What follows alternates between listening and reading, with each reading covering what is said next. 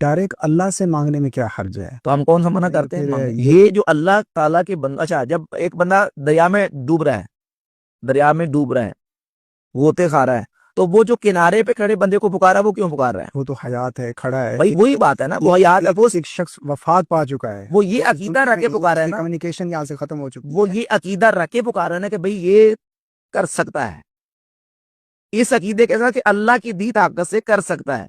تو اسی عقیدے کے ساتھ کہ جو اولیاء اللہ ہیں، یہ انبیاء علیہ الصلوۃ والتسلیمات ہیں، وہ اللہ کی دی روحانی طاقت سے مدد کر سکتے ہیں۔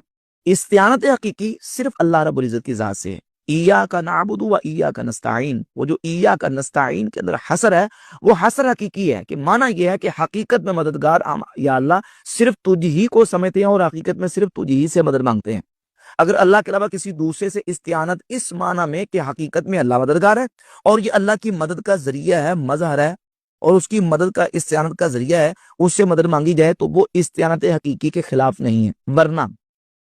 ورنہ پھر یہ ساری امداد، استعانت، یہ ساری شرک ٹھہرے گی۔ مثلا چاہے اسباب کے تحت ہم کسی دوسرے سے مدد لیتے ہیں، پانی کے گلاس بھی کسی سے مانگتے ہیں، مدد مانگتے ہیں، کسی حکیم سے دوائی لیتے ہیں، کسی ڈاکٹر سے دوائی لیتے ہیں، کسی حاکم سے مدد مانگتے ہیں، وہ ساری شرک ٹھہرے گی۔ لیکن پانی تو ہم اس سے مانگتے ہیں جو موجود ہو، جو ہمیں بھائی موجود ہو یا نہ ہو، ایاک نستعین کے اندر یہ لکھا ہوا ہے کہ موجود سے اور غیر موجود سے۔ ایاک نستعین کے اندر تو یہ ہے کہ ہم صرف تجھ ہی سے مدد چاہتے ہیں۔ وہ کون سی مدد ہے جو صرف تجھ ہی سے چاہتے ہیں؟ وہ استعانت حقیقی، کہ حقیقت میں مددگار صرف تجھ کو سمجھتے ہیں، تجھ ہی سے حقیقت میں مدد مانگتے ہیں۔ تو گزارش یہ ہے کہ یہ جو شرک ہے، اس کو سمجھیں۔ شرک ہے کیا؟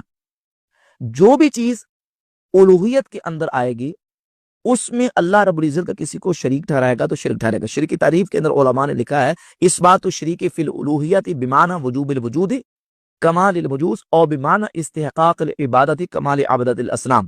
شرک یہ ہے کہ اللہ کی الوہیت میں کسی دوسرے کو اس معنی میں شریک ٹھہرانا کہ اس کو واجب الوجود مانے، یا اس کو اللہ کی عبادت میں اللہ کا شریک مانے، جیسے کہ مشرکین اپنے معبودان باطلہ کو اللہ رب العزت کا شریک ٹھہراتے تھے۔